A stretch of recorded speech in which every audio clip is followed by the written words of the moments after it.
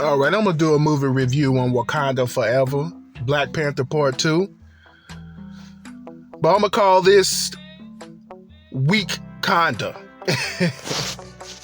I'm gonna call this Weak Conda, Black Panther. Weak Conda Forever. Because they made the Wakandans look weak. Now, I like the movie.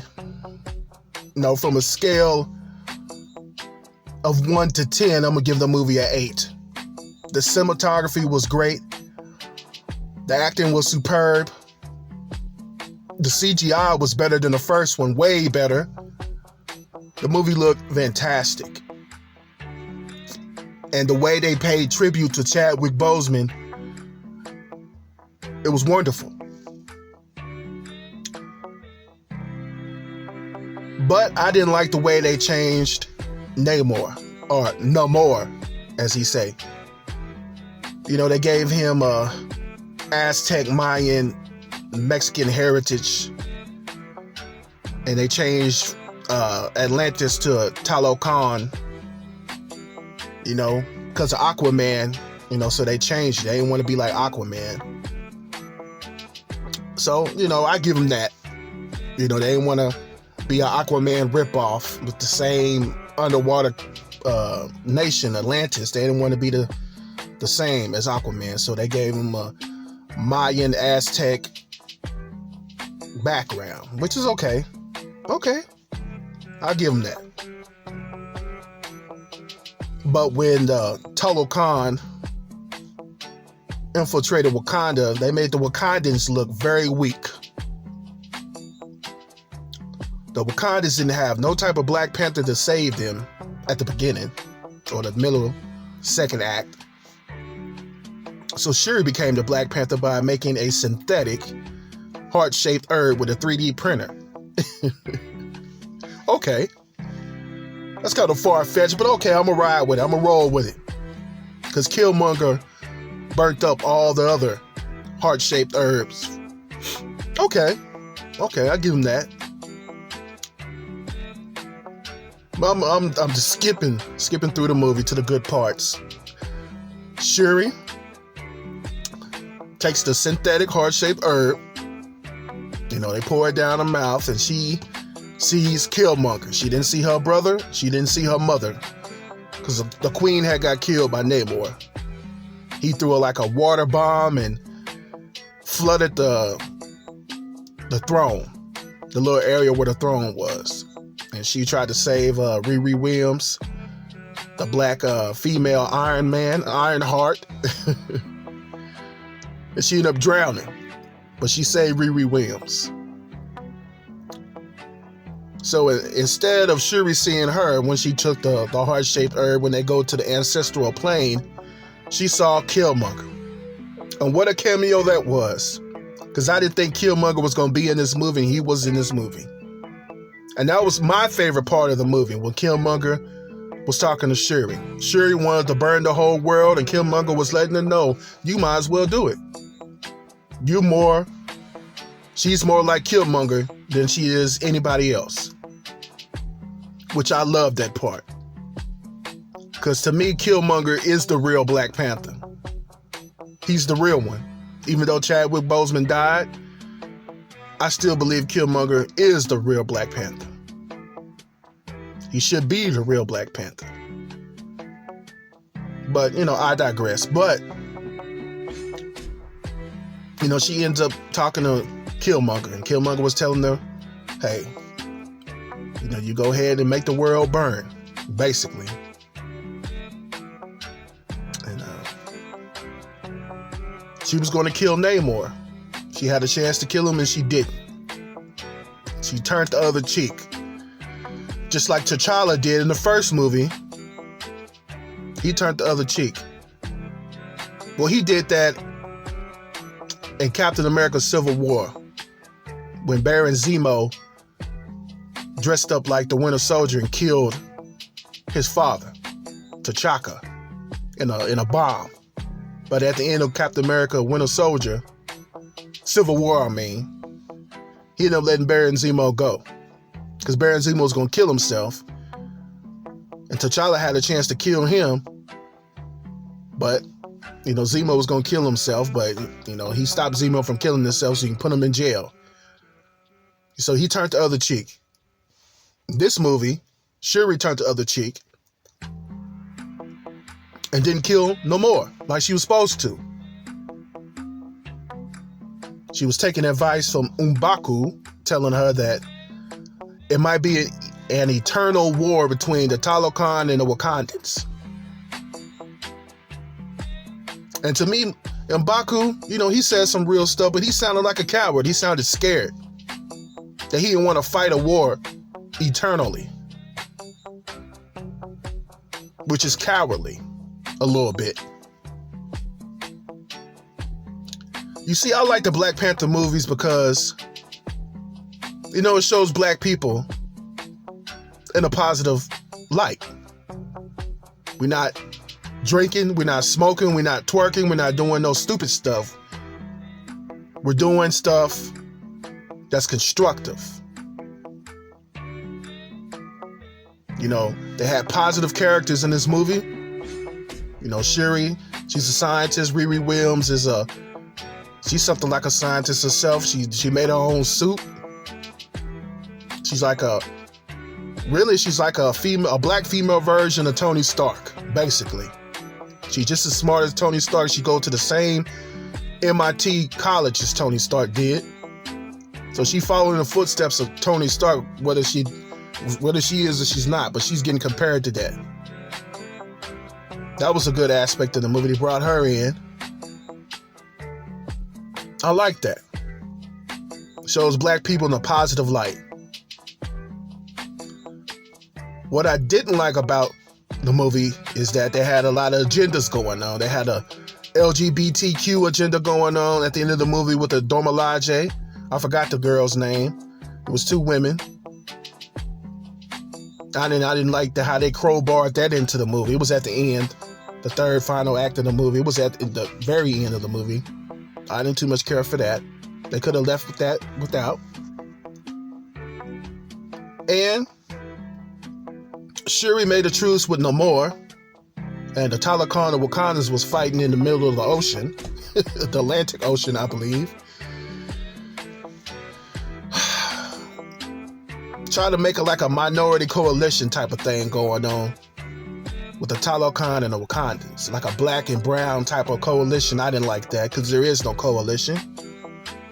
And at the very end of the movie, Namor was saying he was going to go back to Wakanda and take it over, basically what he was saying. When Shuri should have killed this dude. So that's going to come back to haunt the Wakandans in a future Black Panther movie. The Talokan. Namor. He's going to bring everybody back to take over Wakanda. When Shuri had the chance to kill him, she didn't do it. She turned the other cheek.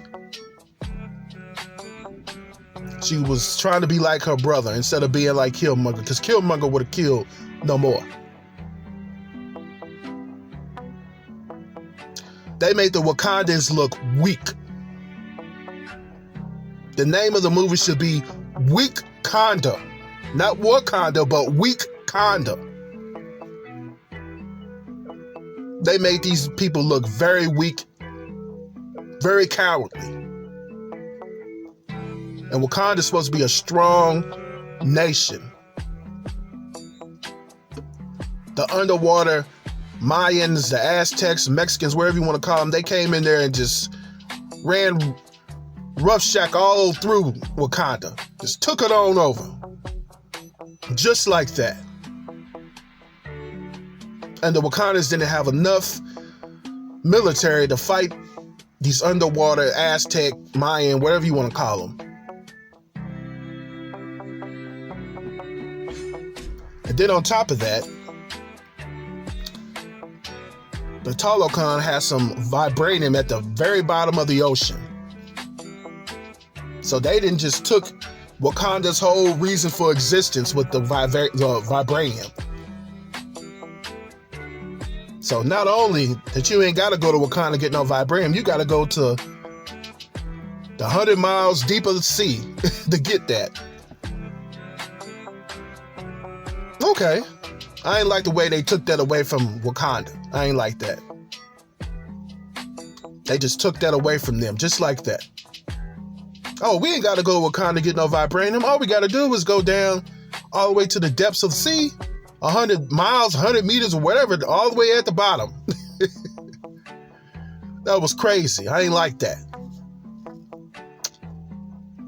Another thing I didn't like about the movie is that Riri Williams built a vibranium detecting machine for like a school project. And then whoever her teacher was just used that, sent that to the government so the government can use without telling this girl. So they're using her machine without this girl knowing. I didn't like that part. I ain't like that. That was not cool whatsoever. How you gonna use a machine that was basically like a science project, a school project, and you gonna use it without letting the person who built the thing, let them know about that? That's unacceptable. So what type of shady government the U.S. is? I already know they shady, but good Lord, they that shady? And whoever the teacher was, he probably got paid, and this girl didn't get paid nothing. That's what they used to do that to black people all the time. Just take their inventions, and white people take them because black people didn't have no rights back in the days. They just took the patents and made the money off the black people's inventions. That's basically the same thing. This girl did this for a school project. She didn't know they was going to take this thing all the way down to the depths of the sea to go look for vibranium. She didn't know nothing about that. What the hell is going on? That's another thing I ain't liked about the movie. They all lives matter Wakanda. They whitewashed Wakanda. I ain't appreciate that. You couldn't have an all-black cast like you did the first movie, even though they had a couple white people in the first movie, but it was very few of them. They had Everett Ross and Claw. Everett Ross came back in this movie. The lady that plays Val, that was in Falcon and the Winter Soldier, she came back, and her and Everett Ross had a relationship going on. That's two white people right there. Then you had a whole bunch of Hispanics. That was the Talokan. And the guy who played Namor. They had to crowbar them into the movie, which I didn't care for that. I already knew that was coming from seeing the trailer. I didn't care for that. They just crowbarred these people into the film. Instead of having a second Black Panther movie with an all-black cast and all black, like the first one was, they had to crowbar these people into this movie. And then make them look weaker than what they were before. It's horrible.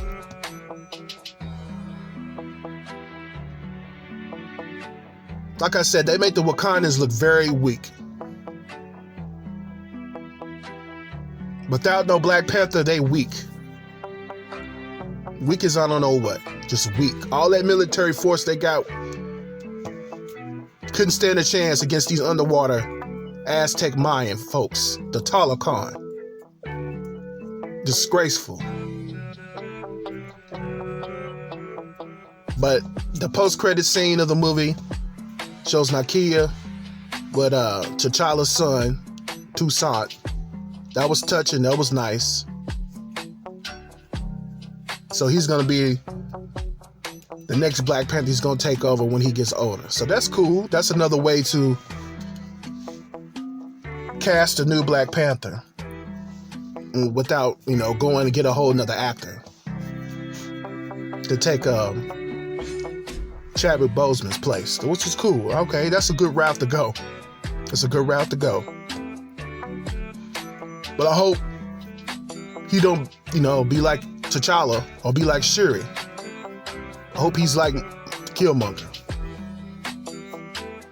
Want to turn the other cheek and, You know, instead of just going in for the kill, you want to let them live so these people can come back and haunt you later on down in the future, terrorize your country down in the future. I don't like that. That's my pet peeve of Black Panther. They turn the other cheek too much. That's that Martin Luther King way of thinking. I ain't like that. They need to be more like Malcolm X, like Killmonger. Killmonger, he'll go ahead and nip everything in the bud. That's what I like about Killmonger. He's the real Black Panther to me. But like I said, I give this movie an 8 out of 10. It's 2 hours and 46 minutes long. You know, it goes by pretty fast. It's a good movie. The cinematography is wonderful. Every shot is good. Another pet peeve I had, it was kind of dark at the beginning of the movie. They should have had a little bit more light. When Namor came out the little river in Wakanda, it was dark as hell. You could barely see. You know, then when they went underwater with Namor and he was showing Shuri his throne and everything else, it was dark, and it was darker in the water. It should have been a little bit more light. You know, then the third act, when they had the final battle, it was all in the middle of the ocean, and it was pretty lit. The lights were, it was like outside. It was good. That's another pet peeve I have, but that's just a pet peeve. But like I said, this movie was okay. It was 8 out of 10. It was good. I just didn't like the fact they made the Wakandans look weak. They crowbarred some LGBTQ stuff in there. They didn't need to do that. They All Lives Mattered this movie. They made the Wakandans look very weak and docile and cowardly. They made M'Baku look kind of weak a little bit, telling me he didn't want to go to war eternally. It's supposed to be Wakanda forever, so you gonna fight to the end, right? I ain't like that part. Like I keep saying, they made the Wakandans weak Kandans, because they was weak as hell. Instead of being a strong black nation, they made the Wakandans a strong, weak, not even strong, but a weak nation. They made them weak as hell.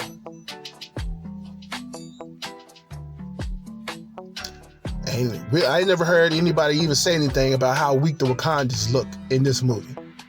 All the reviews I done heard, they ain't say nothing about that. They made the Wakandans look weak. And it's sad how they made them look. Instead of going to war, fighting all the way to the end, they want to come up with a truce. I ain't like that. Just keep fighting to the death. Fight to the death. I mean, good Lord, it's Wakanda forever, right? Come on now. Disney, Marvel, y'all dropped the ball with the Wakandans in this movie. Y'all dropped the ball. Everything else was good. Like I said, the cinematography, the CGI, everything was better than the first. But they dropped the ball with the Wakandans. They made them look weak as hell, the weak Kandans. Hope Kevin Feige in the third Black Panther movie, whenever that comes out in 4 years from now, 5 years from now, hope they make the Wakandans look stronger than what they were in this movie. Because it was unacceptable how weak these people were. And vulnerable these people were. Weak and vulnerable.